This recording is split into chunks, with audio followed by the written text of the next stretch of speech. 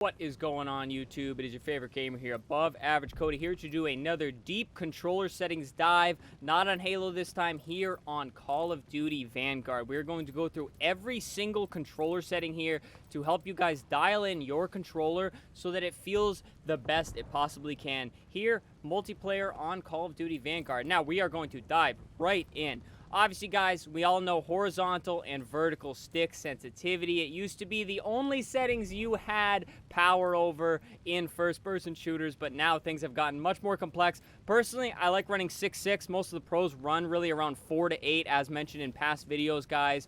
You really want a sensitivity that is high enough where you can turn on enemies and snap to them quickly, as this is a twitch shooter, but you want a sensitivity low enough where you can still rip people off headies from long distances across the map. Now, ground vehicle sensitivity, air vehicle sensitivity, guys, I leave these both on 1 because it leaves a comfortable default scaling on how fast the sensitivity is when you are moving the screen around, basically. So if you leave these on 1, it will just be default, and then it will adjust to whatever your stick sensitivity is overall. Same idea with the ADS sensitivity, guys. This adjusts the sensitivity when you are aimed down sights in the middle of a match, basically. So you lower this value, your ADS sensitivity will be much lower compared to your overall sensitivity. And then if you raise this number, your ADS sensitivity will actually be faster. So this covers pistols, SMGs, snipers. So if you feel like when you're ADS it moves a little too slow, you will be able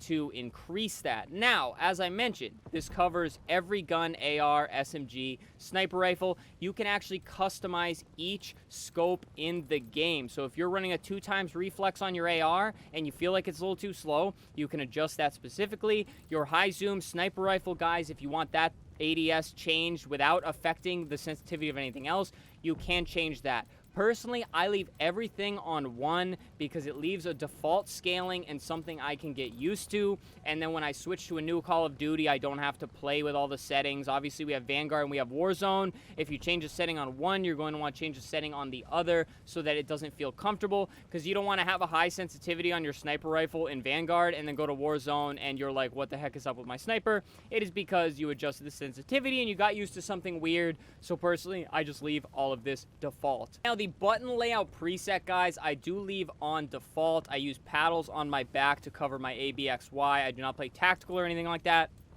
And I've just been playing default on Call of Duty for such a long time that I can't bring myself to change anything. It would be like learning a whole new controller, basically. Now, vertical aim on foot. Basically, you can invert it so that if you make a stick movement to the left, the camera moves the opposite way you would expect it to. I really don't know why you would change any of these. This also goes for ground vehicles and air vehicles, so you can invert it if you're into things like that. I really have yet to meet somebody that likes to invert their vertical aim settings. Now, the aim response curve type, guys, this affects your aiming with the right stick and the curve type. Obviously, your standard is the simple power curve map from aim stick to aim rate. I just leave it on this, guys. That's how Call of Duty has always been. You can change it to linear or dynamic, but I personally do not. I just played on standard for such a long time that I'm afraid changing to linear or dynamic would just make the game feel kind of weird to me. But linear, the aim stick maps directly to aim rate, and then the dynamic, reverse S-curve mapping for fine aim rate control. Feel free to change that. If you want to see how they feel, just change it, obviously, and then run a couple games and see if you can feel the difference. Personally, I just like running standard. Controller vibration, we always have that off because it just really kills battery if you're running on batteries. I play wired, but I'm not a big fan of controller vibration. I don't need that type of feedback. Trigger effect, this only goes for the PlayStation 5 controllers because the triggers will actually give feedback depending on what is going on in the game. It's a pretty cool feature, but obviously I play on an Xbox Elite here on PC, so I cannot change that setting at all. The weapon fire threshold, guys, the fire button will simulate a gun's trigger with different thresholds for different weapons. I leave this off. It's just kind of a lifelike feature that I don't need when I'm playing Call of Duty on my computer here. Now, dipping down into the advanced controls, guys, we have ADS sensitivity, transition, timing. Now, ADS sensitivity, we already discussed, has a different sensitivity than your regular aim stick sensitivity. This adjusts when that aim down sight sensitivity kicks in. You can have it instant, so the moment you hold down your ADS button, it's already switched the sensitivity.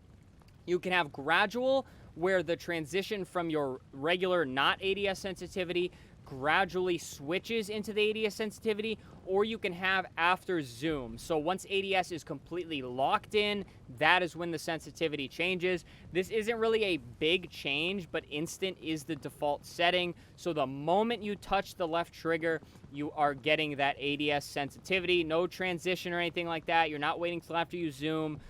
This kind of affects snapping to targets, and if you're in and out of ADS a lot, if you change this setting, you're going to notice this difference instantly. But if you're more of a hold, aim down sight, you're not really switching mid-fight, things like that, you won't really notice any of these differences, but instant is how Call of Duty always has been. Now, ADS sensitivity multiplier with steady aim, guys. This is the same exact idea, but it goes along with holding your breath on scopes and sniper rifles and things like that. This will adjust the value and the sensitivity when you are holding your breath. So when you're holding your breath on sniper rifles, if you want the sensitivity to be a little bit slower for those finer movements, you can actually drop this value to make that happen. Now, the stick layout preset, you can change just the sticks now without changing the entire button mapping of the controller. Obviously, you just pick one of these presets down here. I leave it on default, guys. It's how I've always played Call of Duty. I'm not even going to think about changing the setting. Now you can change the controller orientation, guys, to up, left, down,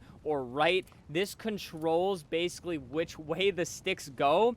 So think of it as up is your controller straight up and down. Now, if you change this to down, that means the sticks are upside down. So it's if you're holding your controller upside down. I don't even know why this is a setting, guys, but literally it rotates the direction of the sticks. So if you do down, it will completely flip it. If you do left, it'll turn the stick settings 90 degrees. So essentially what was formerly your moving to the right will now be your moving forwards. I don't know why this is a setting. Again, maybe some people like holding their controller upside down. Now the ADS stick swap, guys, you can actually have your sticks flip when you are ADS'd. So you're not aim down sight, your left stick is your left stick, your right stick is your left stick. You could set it so that when you aim down sight, the sticks flip. That is the weirdest thing I've ever heard of, but literally instant stick swap functionalities as soon as the transition ADS begins, and then after zoom, obviously it kicks in after you are fully ADS. Now, some dead zone settings, guys. Everybody's favorite Halo Infinite setting. The dead zone sets a center circle inside of your stick where nothing is being registered. So if you make this value bigger, it increases the dead zone, which is the area the stick is not doing anything. You want these settings as low as possible without stick drift. I personally just have them on default, whatever the game defaulted me to.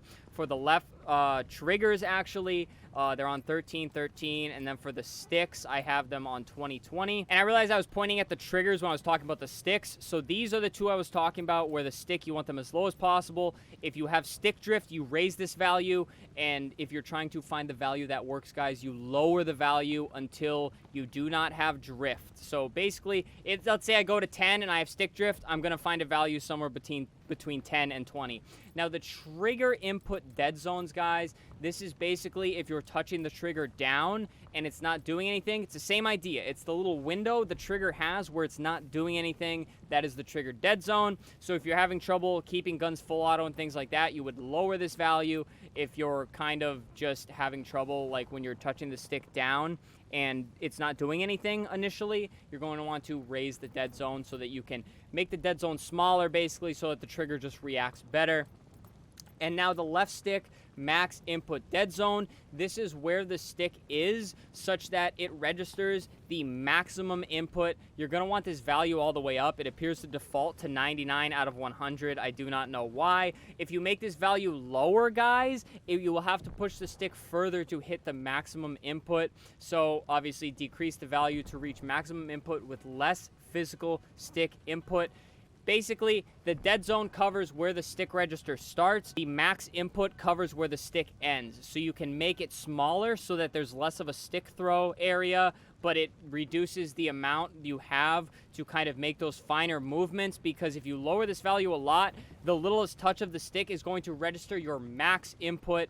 That's why it's called the max input dead zone. You really want this higher so you can have a gradual variation from where the stick starts to where the stick is full power. And that basically covers all of the regular controller settings. There is also an entire tab for gameplay settings. If you guys want to hear about those, this is more stuff catered to specific Call of Duty Vanguard, like weapon mounting, blind fire, things like that. I'm not going to get into it with just the controller settings basics, because this is where most of your important settings are going to be for really any Call of Duty. But that does it for this video, guys. Please subscribe to the channel. We do a ton of Halo content mainly, but we're branching off into Call of Duty controller settings. We're going to be doing more Call of Duty videos down the road, especially once Modern Warfare 2 comes out. Leave a like on the video, and please, guys, leave a comment. Let me know if this video helped you out. If there was anything I missed or didn't explain very good, feel free to ask any questions down there in the comment section. And that does it for this video, guys. Thank you so much for watching. Stay happy, stay healthy, and stay tuned for the next video.